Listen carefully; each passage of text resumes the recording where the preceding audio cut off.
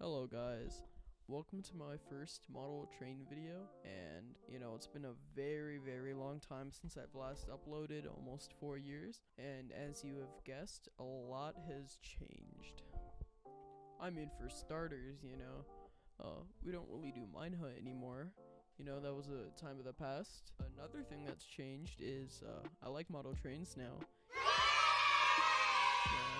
That's an upside, but I'm sure you guys don't really care about that. You just want to see my layout and how I made it. Keep in mind, I did not originally, make the layout and take the amount of photos and videos I should have, because I did not know I'd be here right now making a video on it. This means I'm gonna do a tiny bit of talking over some of the photos and videos I did take and the steps I made to get there. Don't worry though, because my layout's still incomplete and I'm still going to work on it in this video. This was my very first attempt at anything model train layout related.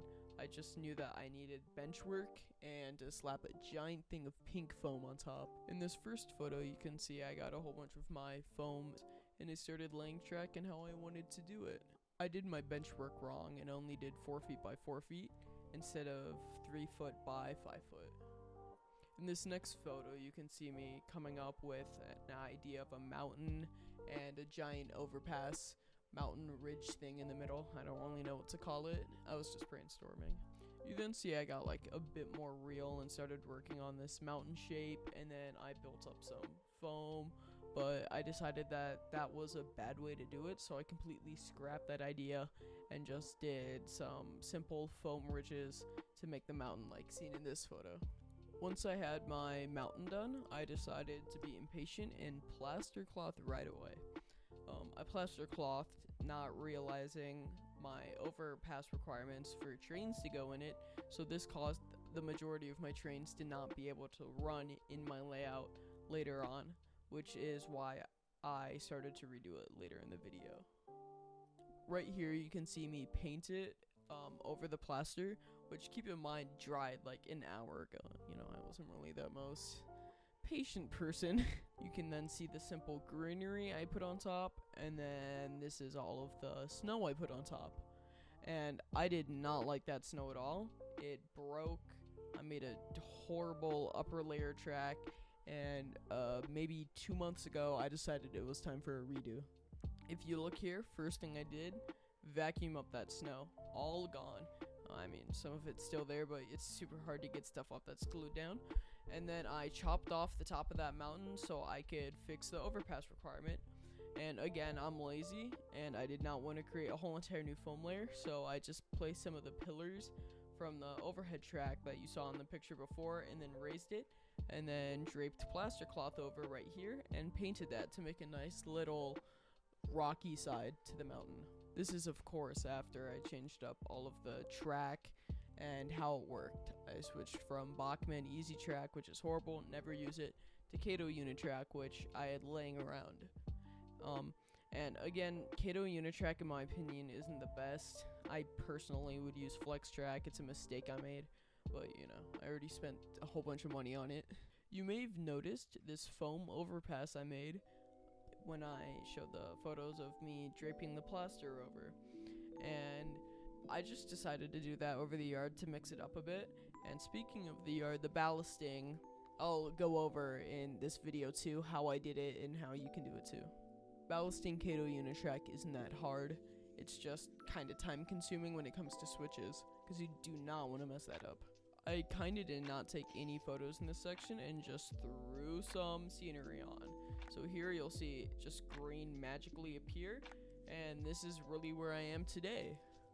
For the rest of the video, I'm gonna go over some of the side parts and how I'm gonna make them.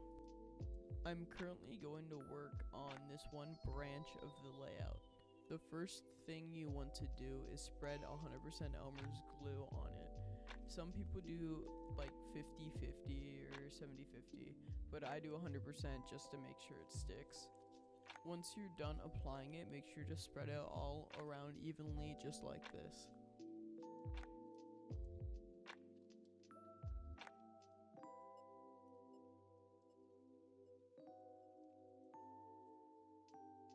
This is the ground cover I use.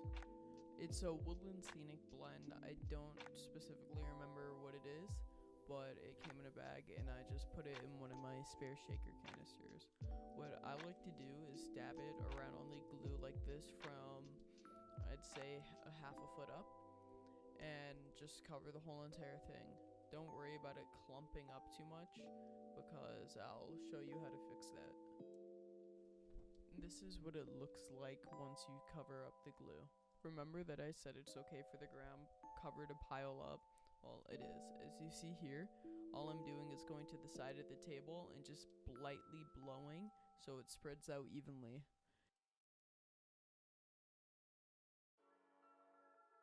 The next thing I did was apply my foliage on top of my ground cover.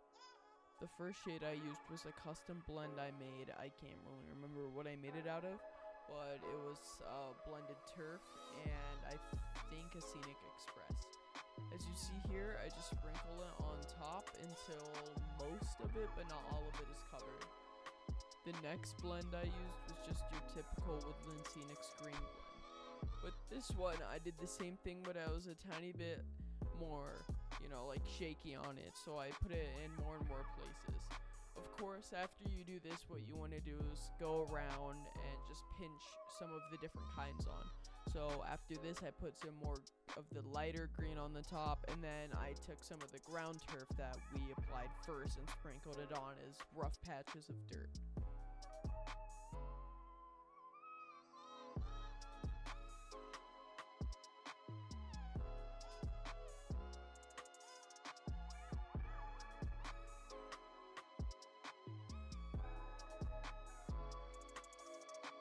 This is the level of what it should look like when you're done.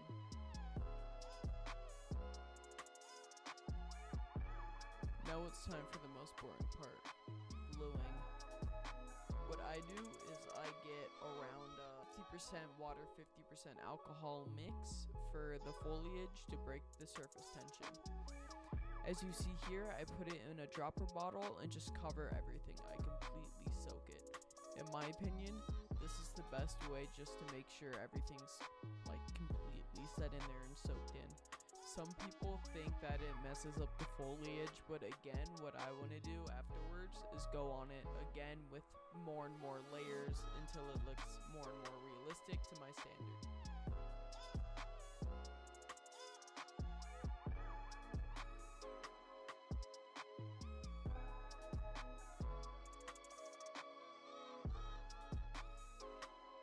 The final part is gluing. In my opinion, this is the exact same thing as the last step, except use 30% glue, 70% water mixture.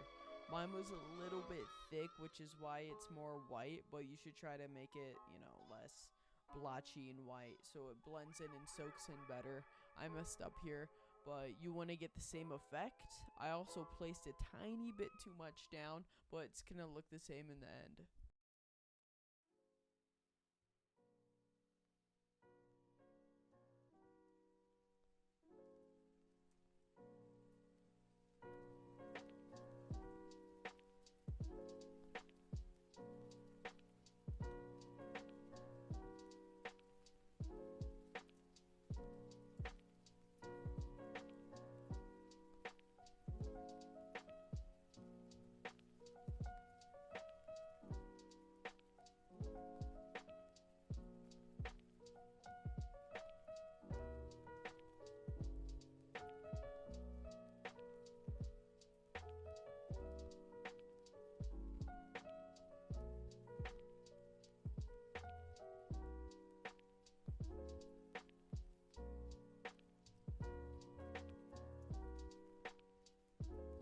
Here are some cool photos I got of my layout when I finished the glue.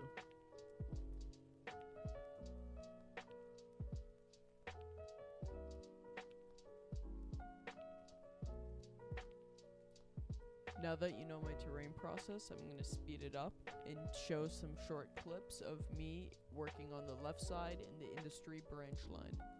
This is the industry I'm using. I don't know what it is, don't ask. And I'm just using it for some freight cars.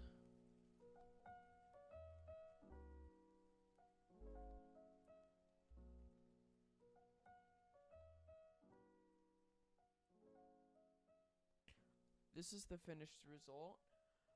This is as far as I'm going in this video. If you liked it and want to see more, hit that subscribe button, I guess, and like button, and drop a comment. And yeah, if you want to see the layout in the beginning of the video with the clips, then also drop a comment and I'll do a layout tour of that and make some future layout work videos for that one too.